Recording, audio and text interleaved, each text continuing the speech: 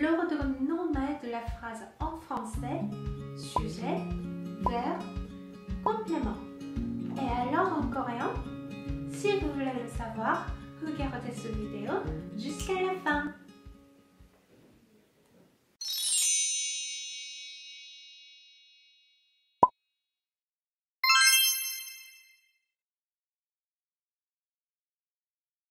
Bonjour à tous, 안녕하세요, 세나쌤입니다.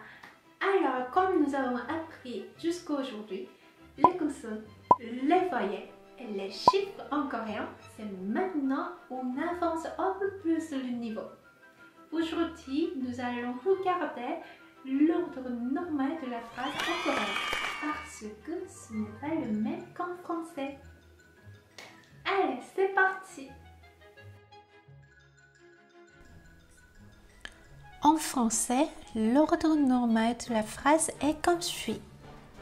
Sujet, verbe, complément. Mais en coréen, le verbe se situe toujours à la fin comme suit.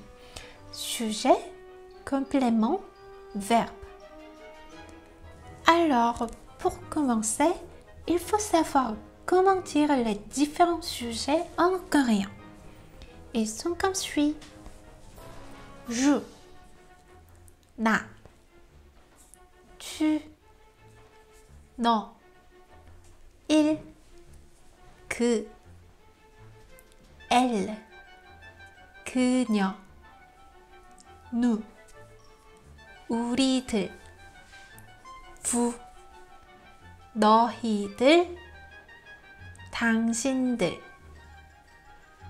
일, 그들, elle, 그녀들. Ici, il existe une notion particulière qui n'existe pas en français. C'est la particule du cas sujet qui sert à marquer le sujet. Ils sont 은, 는, 이, 가.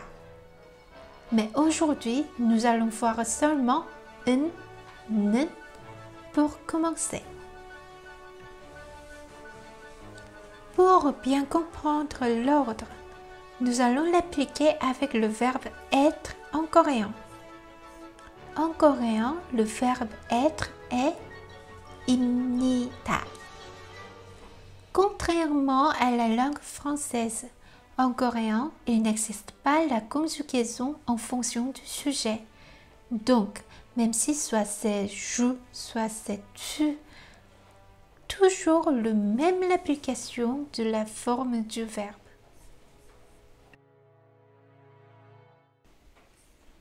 Par exemple, si je veux bien dire je suis étudiant en coréen, l'ordre serait je étudiant suis. Et si je le traduis en coréen, la phrase serait ainsi. 저는 학생입니다.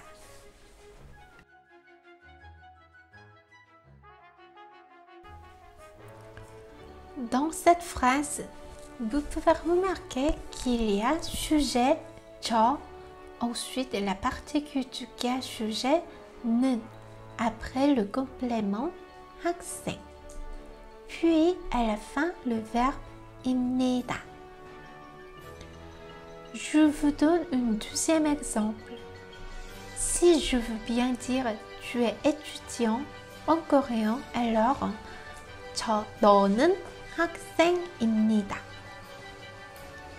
Si je veux bien dire il est étudiant en coréen, dans ce cas, 그는 학생입니다. Vous comprenez? Mais si je veux bien dire ils sont étudiants, dans ce cas, 그들은 학생입니다. Ici, la particule du cas sujet se change.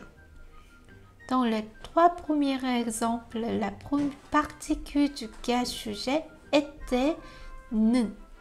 Mais ici, dans le dernier exemple, elle n'est pas 는, mais 은. Pourquoi? parce que la particule du gaz sujet s'applique en fonction de la consonne finale.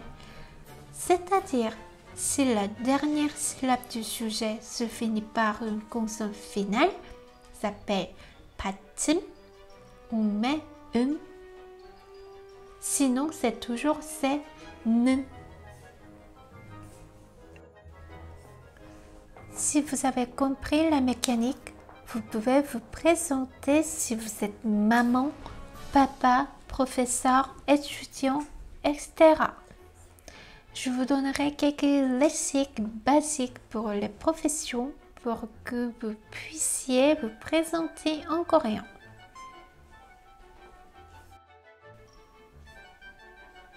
Étudiant, 학생, professeur, 선생님, salarié, 직장인, mère, maman, 엄마, père, papa, 아빠, grand-mère, 할머니, grand-père, 할아버지, grande sœur, 언니, 누나, grand frère, 오빠, 형, petite sœur, petit frère, 동생.